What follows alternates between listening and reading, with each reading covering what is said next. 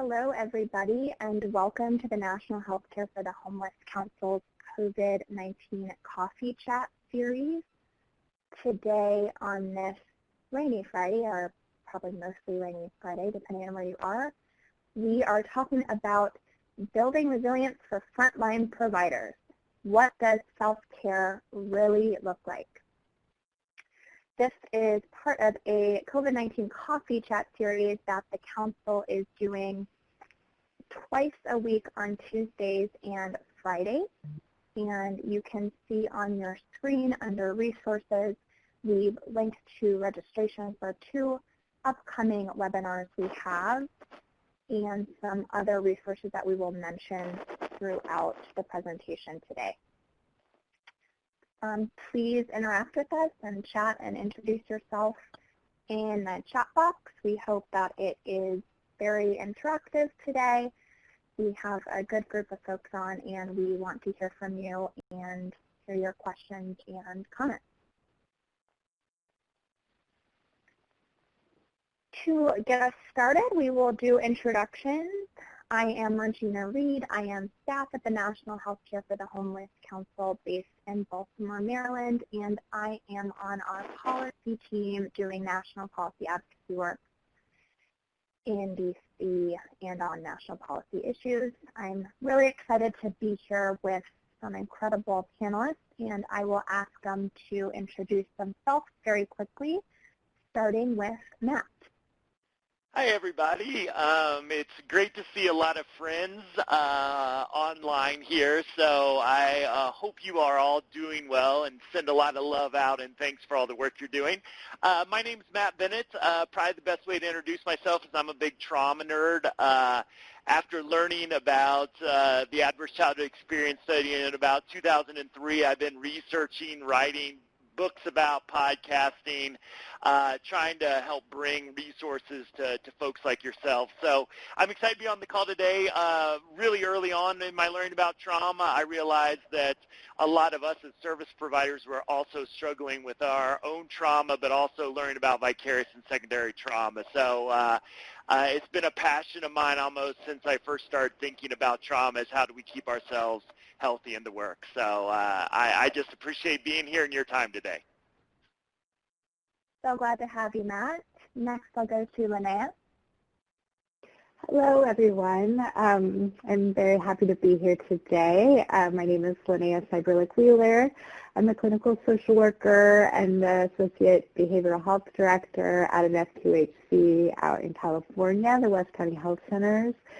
And I'm also on the Clinician Steering Committee with the National Healthcare for the Homeless Council, and I'm very happy to be here today. Thank you. Glad you're here as well. Next, I will go to LaWanda. Yes, hi everyone. It's great to be with you this afternoon. My name is LaWanda Williams, and I'm a licensed clinical social worker. I work with Healthcare for the Homeless in Baltimore, Maryland, and I am the Director of Housing Services there. So again, I'm very pleased to be with you all and to delve into this really important and quite relevant topic this afternoon. Great, LaWanda. And last but not least, Sierra. Hello, everybody. Thank you for joining in today's discussion. My name is Sierra Roberts. I, too, am a licensed clinical social worker. I work for Colorado Coalition for the Homeless in Denver, Colorado. I am a program manager of an ACT team in our Social Impact Bond program. I'm also the clinical director of our staff support team, which responds to support and build resilience in other staff who have experienced a traumatic event or critical incident at work. I greatly enjoy the topic of self-care. It's definitely one of my favorite things to push on my friends and my coworkers and my staff. And it's very important, so I'm excited to get this started. Wonderful. Thank you, presenters, panelists, for introducing yourself. I will kick it off quickly by sharing our objectives.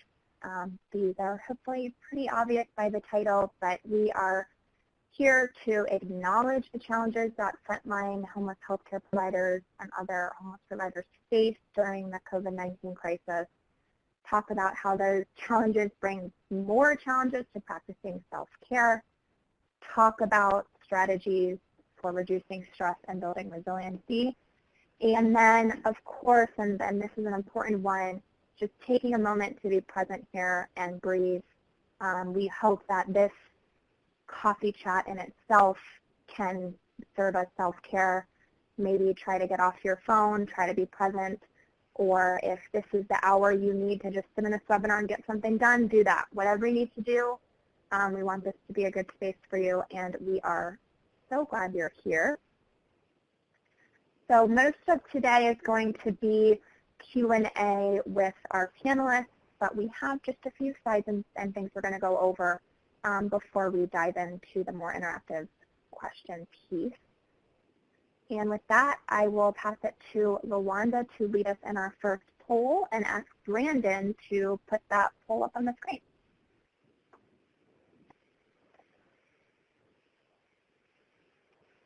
So yes, I want everyone to take a moment just to kind of frame where we are right now in this present moment. Take an opportunity to do the poll and to rate on a level of 1 to 5, rate your overall stress level in the last week.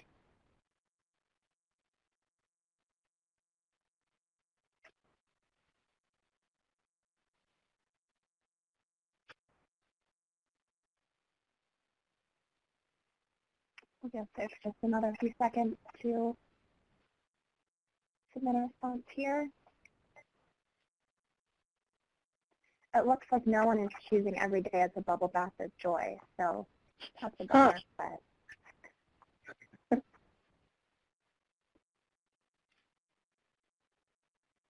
all right, Brandon, I think we're ready to close it out. And it looks like most people were 4 out of 5 stressed as the middle marker. Thank you. I think we should all plan to take a collective bubble bath this evening.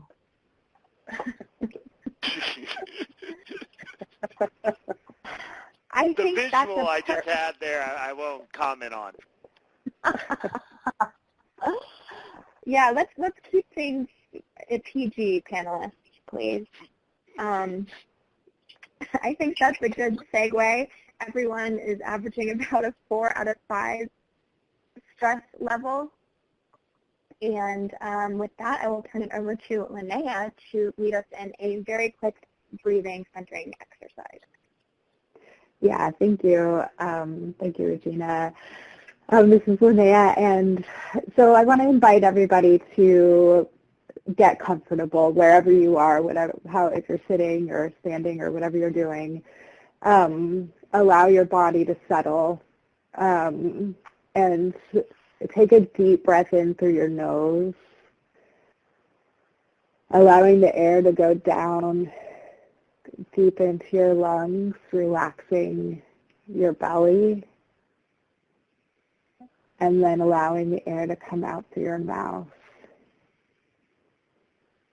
And with your next in-breath through your nose, we're going to breathe in 1, 2, 3, 4, 5, and breathe out through your mouth.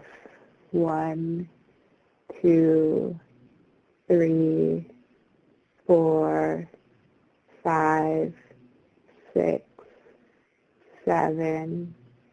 Again through your nose, in through your nose. 1, 2, 3, 4, 5. And out through your mouth. 1, 2, 3, 4, 5, 6, 7. And as you continue to breathe in through your nose and out through your mouth, noticing your belly soften and inviting the rest of your body to relax as well. Breathing in through your nose and out through your mouth.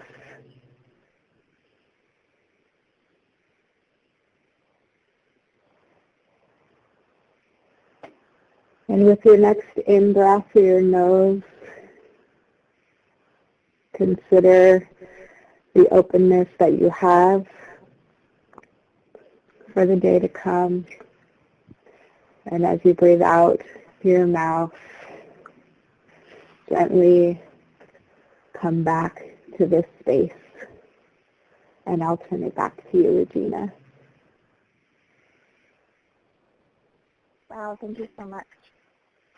My blood pressure is doing a lot better than it was 5 minutes ago. All right, so we're almost to the Q&A part, but we're just going to set the stage quickly for where we are. I know we're all preaching to the choir here, but I think it's good to just acknowledge what's going on and the trauma we're experiencing. So I will ask Sierra to talk a little bit about how things have changed recently for homeless healthcare providers. Thank you. Gosh, so much has changed. These days it seems like everything about how we live our lives has been impacted by the virus. We now have to adopt a mask culture to go about any kind of business, whether it's professional or personal. Self-care has been a popular and needed ongoing discussion in our helping profession, and now is a time where it's needed most for all, for the vulnerable populations that we work with and for ourselves as their service providers. Self-care for our clients and for ourselves was difficult before the pandemic, and now there are additional extra barriers to getting the types of various things that we need to recharge, or the ways that our clients use to recharge. Generally speaking, by nature, our homeless neighbors are very social beings, and this virus has made that quite a challenge for many of our clients. So as a result, we're seeing escalation in behaviors and symptoms of their mental health disorders, which creates additional challenges for the staff doing the frontline work. Things like seeing our loved ones or going to public places, traveling to different areas, all activities that our homeless neighbors, greatly, enjoy in their freedom when they're homeless to cope, has become a barrier. As workers, we've had to rapidly evolve our workflow, our processes, and develop new policies on how to meet the needs of our clients while balancing our own safety and the safety of those that we serve. We've had to grapple with the balance of helping our clients achieve both emotional and physical safety. For any clinician out there, we all know that our clients like to sometimes use avoidance to cope. And not just our clients, ourselves too, and that seems like an impossible option these days. None of us can pull an ostrich and bury our heads in the sand, because COVID is everywhere you look. It's in the worried faces of our colleagues, our supervisors, our sweet clients, our community partners, the media. It's everywhere. We carry this with us every day as we continue to do this vital work, and we try to make it through each day, one day at a time. And yet the glory of how resilient human beings are, both workers and our clients, it shines through all of this every day. I try really hard to hone in on those positives as much as I can. Thank you so much, Sierra, and thanks for ending on that good positive note there. All right, Matt, a little Thank you. quick So as I mentioned in the introduction, I've been really thinking about self-care for about 15 years and trying to figure out, why do people in our field burn out at such a rapid rate? If you look at the most recent study that I saw, physicians were number one, nurses number two, and social workers, which seem to be a broad umbrella term that they use, were number three. So if you think about people that walk into healthcare for the homeless clinics every day, we have the most burned out people in our communities walking through our doors as staff each and every day. We've got to start to address this. And one of the things that I really looked at in my research of trauma is why do we burn out at such high levels? And it really in many ways comes down to three words: duration, uncertainty, and importance. These are words that take something like a little bit of stress and turn it into a flood of stress in our body. So if you think about duration, we know things that last over longer periods of time, they build up those negative consequences of stress for that. Right now, I'm really starting to get worried about the length of this pandemic because we know we can start to measure impacts of things that last around 66 days. We start to see biological changes in our bodies. And so the longer this thing goes on, it might become our new normal in some ways, and we've got terms for this in trauma. Some people call it small t trauma. I like to call it chronic trauma, is something like homelessness where somebody's been living in chronic homelessness for years. Waking up in a shelter on a Friday might seem pretty typical for them, but there is that consequence to living under that high level of stress each and every day. So I'm worried this pandemic, the longer it goes on, the more we're not going to realize. It's kind of like that frog where you start to turn up the heat and the frog just eventually gets boiled. It doesn't realize how hot it's become. The other thing is uncertainty. You know, working in homelessness, we don't know. We deal with high levels of uncertainty each and every day. So when I was in graduate school to become a therapist, the one self-care thing they gave me was leave work at work and home at home. But nobody told me, what about a client I'm worried about committing suicide or overdosing or being in an intimate partner violence situation.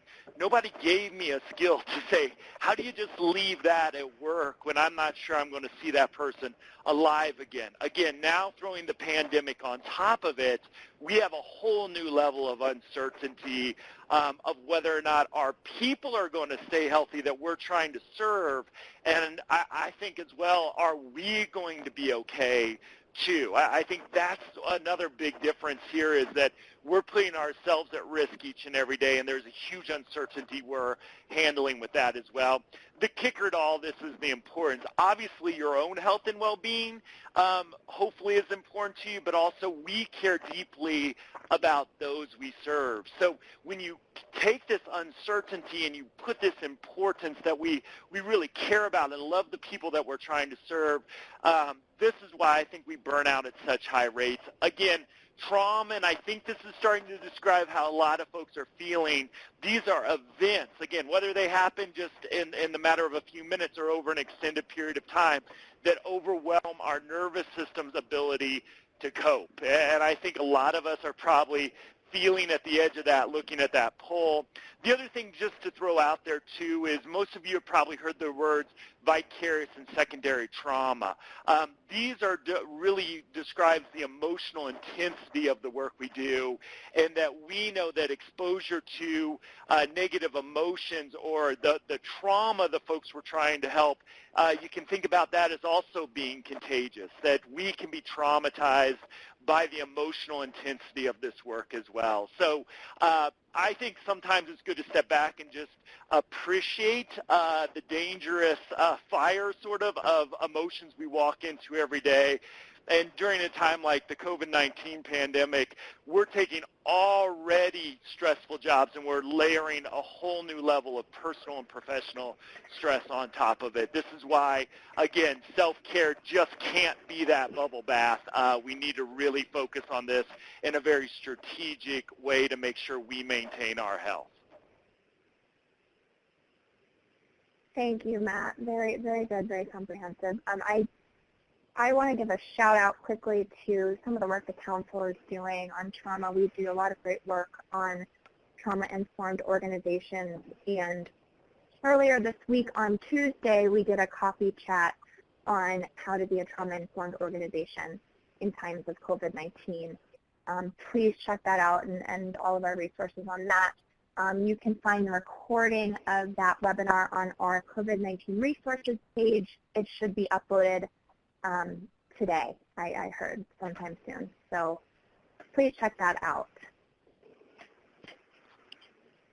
All right. If we are going to do one more poll to get a sense of the room before we go to questions. If I got to get Brandon to put that poll up. And interestingly enough, I see some of you talking about this very thing in the chat. We want to know what your top 3 biggest stressors are. So please check 3 from this list.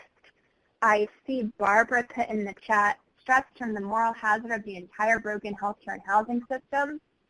That perhaps could be representative on this poll on the bigger political state of things. That's an option for you.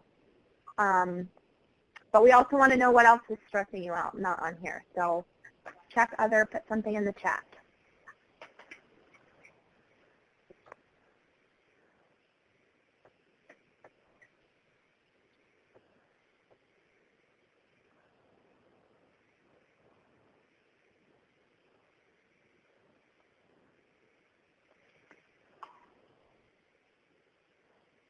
All right, I'll give folks a few more seconds. It looks like upwards of 70% of the people participating in this poll are saying the bigger political state of things. After that, the biggest stressor is clients and vulnerable community members. And then coming in third, we have family members and home life. With my personal health and leadership at work, and well, everyone but locating toilet paper got a check. So really, really interesting here. I don't know if my panelists are noting this and thinking about some feedback for some of these higher ranking ones.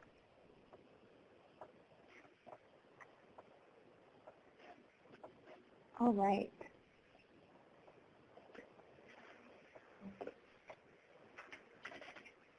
All right, I think taking a look at that. Thank you everyone for participating. Thank you, Brandon, for putting that up. Okay, on to questions for the panelists. Just a reminder for the panelists, please chime in anytime you want to. I may cue one of you to answer a question, but I hope that this can be a conversation. And also, we'll put some questions up on the screen. We might ask some questions on the fly, but those of you participating in this webinar, we hope you'll answer and give feedback too on what you think. So answer the questions you're asking, give us more questions, interact with us as much as you're willing and able in the chat box. We want this to be a group discussion as much as we can. All right, so let's start with kind of a more philosophical meta question just to kick us off. And I will ask LaWanda to start here. LaWanda, what is self-care? What does this really mean? Yeah, you know, it's very interesting. I would say that self-care, you know, in some ways has become this sort of, you know, cliche sort of term. I think I've probably heard it more now over the last 5 years than I think I ever heard it before. And while it's absolutely critical and quite important, I think that it really begs the question of what does it really mean as it relates to how one carries it out and how people implement things that are going to feel like care to them. So I think, you know, sort of fitting, we've tossed around this analogy of a bubble bath. And I think to some extent, when we think about it in the larger spectrum, and certainly as we think about consumerism and commercials and all of those things, you know, some of the things that we are told that are synonymous with self-care are things like bubble baths and getting a massage and getting your hair done and getting your nails done and all of those kinds of things. And those are lovely things to partake in, and I think they can be helpful. But I also think that what self-care really means is this deeper idea of knowing who you are and what you need. So as an example, you know, I often think about, you know, I remember early in my career working with clients and fresh out of college with my, you know, newly stamped master's degree in social work and I'm going to go out and save the world. And talking with the client and, suggesting to the client that they go for a walk. I love nature, walking, it's great exercise. It helps, boost all kinds of great hormones. And so I thought this would be really great for the client. And so I recommended that. And so it wasn't until the client wasn't really doing any of those things that I said, we talked about this and, tell me a little bit about what's getting in the way. And the client said, look where I live. There's nothing calming or about where I am, and I'm afraid to walk in my neighborhood. And so I think that was my first sort of reckoning and wrestling with this idea of self-care and what that really means. And it's really two-pronged, knowing where you are and what works in real time and knowing who you are as an individual and what you need. And so I say that and give that backstory to really highlight the idea that we need to really be thinking about what speaks well to us as individuals. And so it's really about knowing who you are and knowing what you need and starting, I think, with your why. What is it and why are you in this work?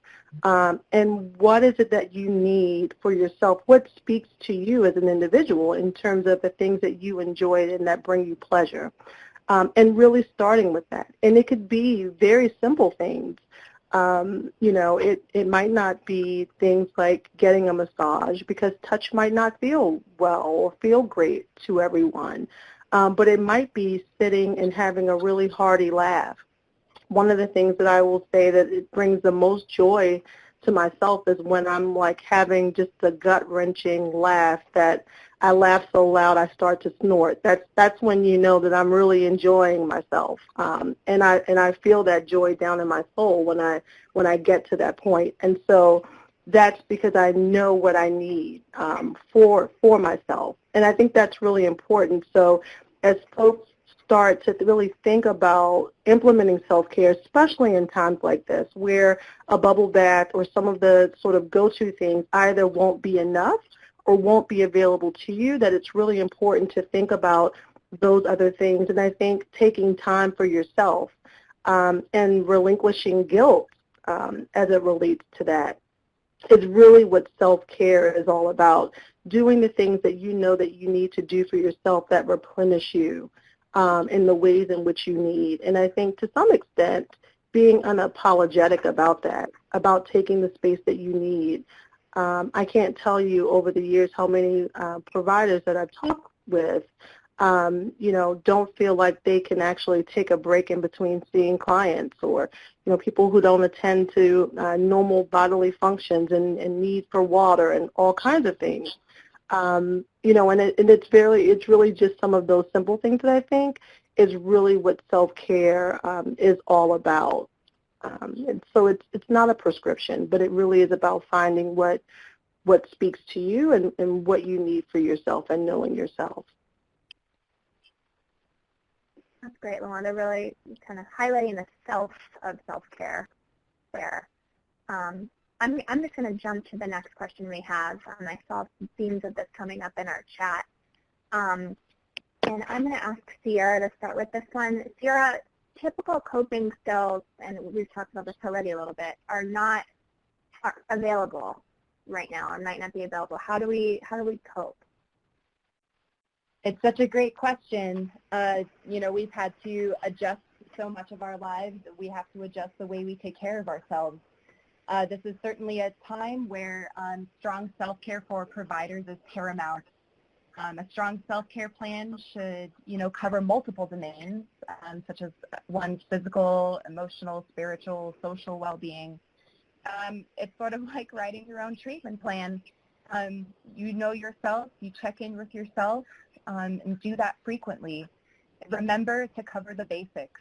I think these days it's so easy for us on the front lines to forget things like nutritional needs, enough sleep, getting enough rest. There are days I've noticed where sometimes I forget to use the bathroom because I am so busy working with my staff and with my clients, and there's so much to do, and it's so easy to forget to sip water. As Matt mentioned earlier, the risk of vicarious trauma is so much higher right now, and service-minded professionals easily lose focus of their own self-care needs when caring for others. Prior to working at the coalition and with the homeless population, I worked in hospice and palliative care and worked with caregivers often. And often I would reframe so much that we recognize that when we're caring for others, we do forget to care for ourselves. That in order to be the most effective caregivers or service providers, we have to recharge and we have to take care of ourselves. Sometimes we recognize that one domain might need more attention to others. Our needs might shift. Our focus should be more on the present and what is right now rather than what may come to be, what might happen. This is a good strategy to avoid gathering anxiety for what may yet come to pass or what may not yet come to pass. An old mentor of mine used to say, don't borrow worry where there's no worry to be had quite yet. And finally, I always love recommending to utilize your organizational support. Like we have our staff support team. There's employee assistance. Utilizing supervision time to talk about self-care is vital. And I really love that LaWanda brought up earlier, revisiting our ethos and why we do this work and why we are called to this work. This is the time more than ever where it's challenging to show up, and yet it's so inspiring to watch everyone show up. But ultimately, self-care in whatever form it looks like must be prioritized. Thanks so much. That's a good one. And I'm going to pivot from that to a comment we got in the chat box from Jamie Strickland. They said, I want to be present with my clients to help them cope, but I also don't want to put them at risk with face-to-face visits. I imagine many providers might hold stress over their clients, and being able to treat them and be with them could alleviate that. So that's another coping tool that's not necessarily available. Do any of my panelists have a comment or a response on that?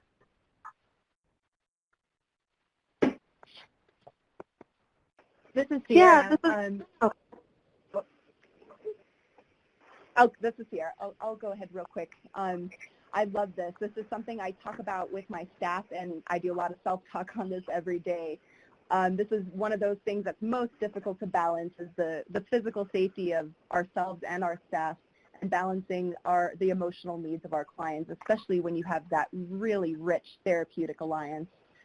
It's impossible not to want to be around your clients when they need you most. You know, I think every agency is doing this a little differently. Certainly, even in my own agency, each department, I think, is handling things a little bit differently. Within our own practice right now, we're not able to completely abstain from face-to-face visits. And we've just had to implement a lot of changes to the way we conduct our practice safely in order to meet the need. It's definitely a tricky topic. Other comments from the panelists? No, this is LaWanda. Yeah, I was going to say that I think, you know, it's really a balance. The thing that I try to tell myself, and particularly in our work, we in Baltimore are not able to, we are still having some degree of contact with clients, face-to-face contact, although we are trying to do that, you know, honoring the need for physical distance and all of those things, and wearing appropriate PPE and such. But there are times when telehealth, which we engage in quite richly, is not necessarily meeting the needs of the client in that moment, and we might make some decisions about whether we need to see someone face-to-face. And I think in those times it really is just thinking about the balance and getting really nitty-gritty and thinking about if what I need to help the client accomplish, if it can reasonably be done over the telephone, or if it's something that really requires them to be in front of me. And I think just trying to do our best. We have a lot of thoughts around people's comorbid conditions and really thinking about that. So the way in which I might approach that for someone who has a cadre of medical issues, let's say maybe HIV and diabetes and hypertension and all the kinds of things that are on the CDC's, you know, high risk list. I might address that in ways that are a little bit different than someone who might not have, who has the absence of those things. But I think at the core of all of that, it really is this idea of making sure and getting comfortable with acknowledging that, in order for me to be present in this work and to belong for this work, I have to be healthy in it. And so having clients to be socially distant or physically distant, rather, for, to the extent that's possible, it really is about this idea that we need to be balancing that and making sure that we stay safe as well. So, and I can't be here with you if I'm not keeping you safe, or if you're not, you're not keeping me safe. And that really is the idea. Great point. Thanks, Wanda. All right. This is a question that's definitely on my mind. Every time I see an image online or something that's like, this too shall pass, I'm like, well, will it? The truth is, we might not be at the worst of this yet, and even if things are starting to get better, there's a chance it could be a very, very long time until we're back to normal. So, Matt, help. I kind of threw this question out, honestly, because I wish somebody would give me the answer to it. But this is something I've been also thinking a lot about. How, if this pandemic continues at some rate through the summer and possibly again continues, if doesn't spike again into the fall and winter, how are we going to survive this? And one of the things I like to challenge people when they think about their self-care is to think about themselves on a typical day, because, again, our jobs are, outside the pandemic, highly stressful and potentially traumatizing. To have people think about themselves as athletes or musicians, someone who prepares for the performance. And this goes away from just thinking about self-care. And I don't have anything against the bubble bath. If that helps you relieve stress, take a bubble bath every morning, every afternoon, whenever you can. But we have to really think about self-care as a strategy. I always really try to encourage people to have a proactive plan. So what do you do every day to keep yourself healthy? And then having ways when the work is negatively impacting you. I often call these triggers. So how does your body tell you you're carrying around too much stress? Usually that's aches and pains. How's your psychology tell you that you're carrying around too much stress? Usually that's increase in anxiety, depression, problems sleeping for some of us, problems ruminating about work when we're not at work. And then our social behavior might also tell us. And when we see some of those physical triggers, what is our reactive strategy to get back in health? So my real challenge to folks, because I don't think there's necessarily a great answer to this question, is you better have a plan, and if you don't, you need to get one. You need to maximize and talk with your teams, your organizations, is we need to be scheduling time off. Even if we can't take it, how do we get 3-day weekends in?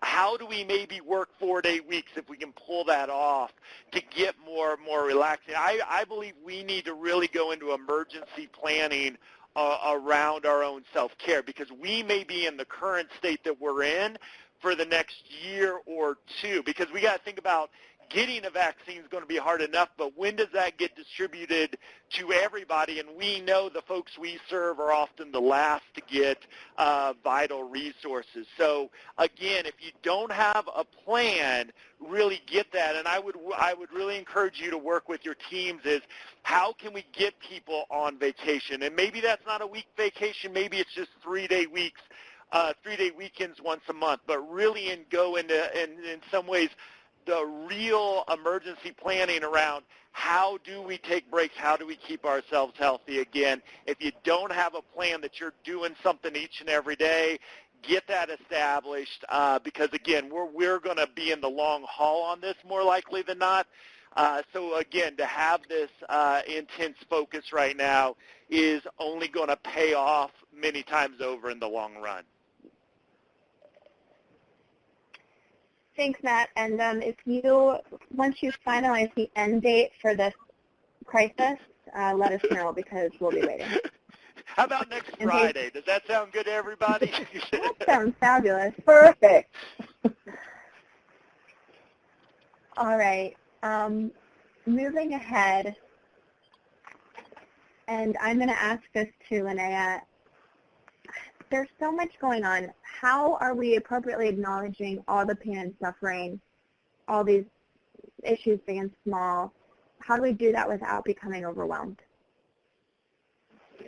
Yes, thank you. You know, a lot of what our other panelists have said already have really resonated with me on this question, you know, finding out what is my version of self-care, prioritizing that self-care, realizing that if I can't do the things I normally would do, what will work for me. And I think it's important for us to remember that we do not need to carry someone else's pain and suffering in order to lighten their load. And we all know this, but it's an important reminder. You know, if someone catches the flu, we don't then also catch the flu in order for their flu to get better. And the same is with, you know, this, you know, more intensive and global sort of stress that we're all feeling in addition to the day-to-day suffering that we witness with our clients experiencing homelessness. And so it's our role to keep ourselves as healthy as we can so we can show up for the people we want to show up for. And we may need more time off than usual. Take it. We need to listen to our body. And we really need to build on the basics, you know, making sure that we're, you know, eating and sleeping and breathing. And connecting looks a lot different now than it did a couple of months ago, but we do actually still need connection. And then building on that for, you know, the things that we as individuals need. I recently realized that although I'm no longer required to get dressed in the morning because I work from home now and nobody sees me all day, getting dressed in the morning actually makes me feel better. And so that's just one example. That was, you know, a personal way of self-care. And we're, you know, in our roles, whatever our roles may be, you know, we're somewhat beacons of health. And in order to do that, we need to really beef up our own self-care and prioritize it like a strategy, just like what Matt was saying. And this is very emotional work that we do on purpose. You know, empathy requires us to connect emotionally with our community. And in order to sustain that in a time of higher stress, we do need to step back into ourselves and make sure that we're getting what we need so that we can bring our health forward into our community. And I'll pass it back to you, Regina. Thanks. Yeah, that's good thoughts there. I want to point out in the chat that Jamie commented, also feel empowered to unfollow and block post pages and people that post overwhelming things. I think that's a good note and reminder that we all have the power to do that and should do that. And related to this question, I want to bring up something else that came up in the chat from Barbara involving the larger political structure, which we marked as one of our greatest stressors during the poll. How can advocating for change and being part of that national conversation be a part of self-care? And related to this question, how do we do that without becoming overwhelmed? I will call on Sierra to address that first. I was very excited to see this question because it's a real good one, and it can be so widely applicable to a lot of facets of our work that start to feel exhausting. I think the piece of advocacy in our work is so important and is so needed in this political atmosphere. And often I find when I'm engaging with my friends and colleagues about political conversations is the general theme of hopelessness when we're not getting, the results that we hope for. And, that can happen in our work with our clients too, when we're not getting the results that we're hoping for. My recommendation is to work on not being so married to the outcomes, but rather the work that's involved on the journey in pursuit of any outcome. Recreate the passion for the various interventions or advocacy that you do in reminding yourself, again, this falls back to the ethos and why we do what we do. Advocacy is such an important piece of what we do, and rather enjoy the journey so much as not so much the outcome. Thanks for that. And as a little bit of a spoiler, we will have small ways to engage in advocacy with the council, and we will share that right at the end of this webinar. So stay tuned for that, because we know advocacy is an important part.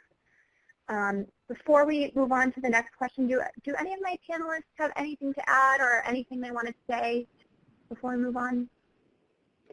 This is Linnea.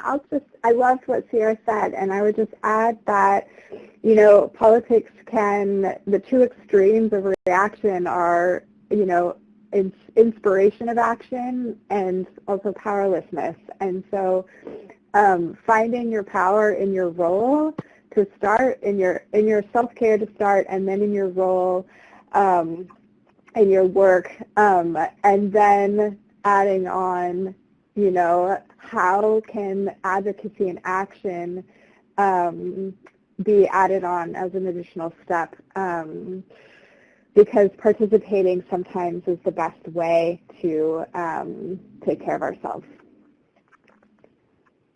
Absolutely. Anything else from my panelists before I move on? Just want to make sure I'm not missing thoughts from y'all.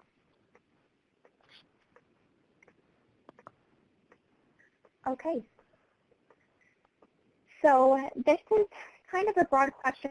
Before I ask this to our panelists, I want to bring up a comment in the chat from Dwayne that says, I agree so much with advice to take a vacation, but that requires support from organizational leaders. And some of us don't feel supported to request time off. That is an excellent point, and we did address these topics and are addressing these topics with our trauma-informed organization work that my colleagues work on. So we're going to keep today's conversation more focused on individual strategies, but that is a really great point. Please check out the webinar and materials that went out earlier this week that will be posted on our COVID-19 resources page soon on trauma-informed organizational strategies. That said, I think that's an excellent way to say that we might all not be getting the support we need from other venues of our life, or perhaps not our organization. What can we as individuals do to support each other? I will ask this to Lawanda. Yeah, I think it's a couple of things that I think are very helpful tips and things that I've tried to integrate into my own practice, both professionally and personally, to be quite honest. I think the biggest thing and place to start, first and foremost, is with this concept of grace. And I don't mean that in any sort of religious or spiritual way, but it really is more about this idea that we are believing that people are the best versions of themselves in this moment. And so this pandemic has caused us to be in a space where everyone is sort of feeling the same thing or some variation of it, and to some extent. It could be a big T, it could be a little t, but we all are kind of having a common shared experience. So I think the first thing is extending grace and just imagining that everyone is sort of functioning in the best way that they can right now. And I think extending grace to ourselves. Some people are much better at extending grace to others than they are to extending that to themselves. And so I would challenge people to really think about how we do that on both ends, because it's extremely important. People are really dealing and grappling with some really heavy things.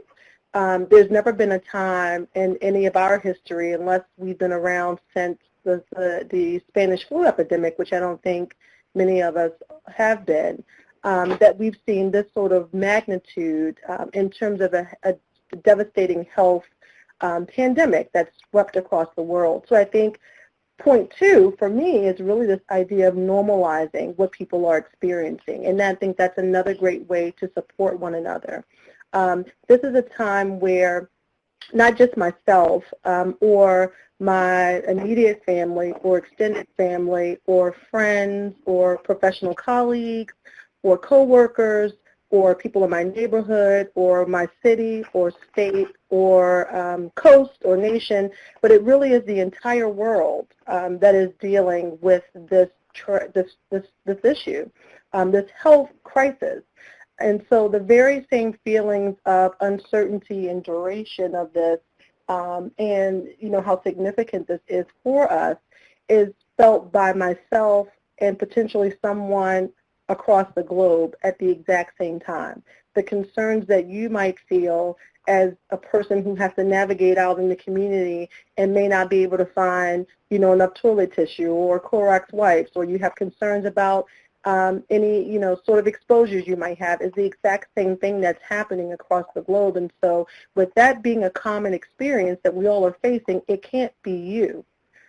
You can't be wrong in the way in which you're feeling about it. So if you're having anxiety or any of those normal kinds of reactions that can emerge when something is happening that's completely outside of your control, you don't know how long it's going to last, and we just know this is a really bad situation, you are not wrong in how you are feeling about that in that moment. You can't be wrong because everyone is sort of having the same experience, and everyone is not wrong. That's impossible. And so I think really having language to talk about the fact that this is a normal reaction initially to something like this, and this is a global trauma that we all are experiencing, I think can help people to feel less isolated in the way in which they're feeling and to feel more empowered to say when they're having, not so good days. I think it frees up space for people to explore and have better days. But we really need to start in terms of supporting one another by really normalizing that it's okay to be where you are. There's never been a time where we have, done this work and knowing that in the doing of it, we are increasing risk in some way to ourselves, and then that risk permeates into our own personal lives. That is a very new experience for many people, and so I think it's worth, acknowledging that and recognizing that that is something that people have to really grapple with and wrestle with in ways that is very new, and that people will come to a reckoning around how they put those pieces together in different ways and in different times, and that we need to be patient with one another and extend grace to one another and be kind to one another. Thank you so much, Yolanda. I love hearing someone say, you can't be wrong. I feel very cared for when I hear that. Any other thoughts on this or anything else from panelists?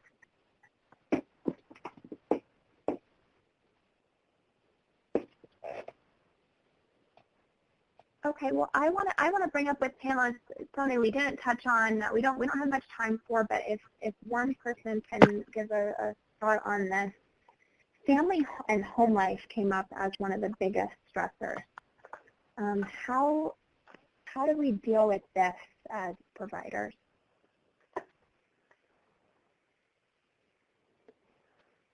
So this is Linnea.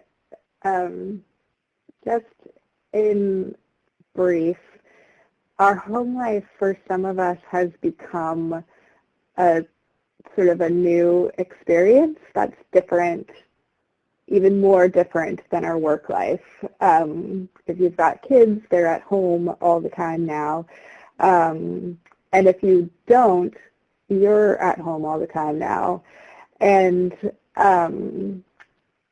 so it's just new. It's not something that we have references for from our past experiences. And so taking it as a new thing and being curious about, okay, what is going to actually work for me and my situation is sort of a perspective that I would invite us to have about that. Those are my thoughts.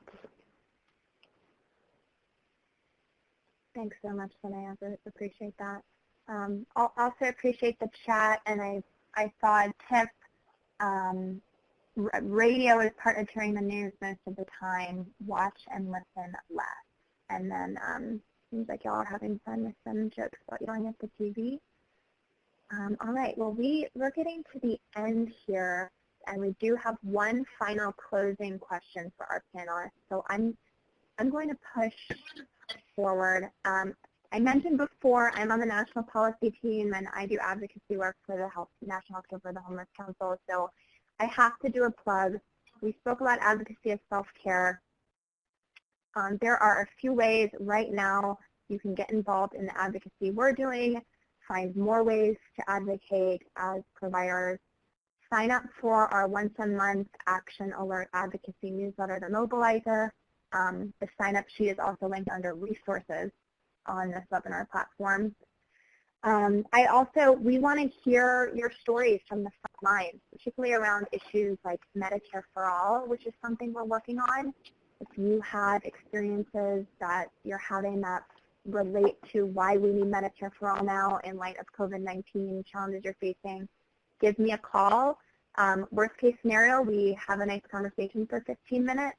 Best case scenario, we use your story in our advocacy materials and get single payer now. So please be in touch with me. Also listen to our poverty policy podcast we put out. LaWanda was a speaker in our last episode on resilience, which is similar to this conversation.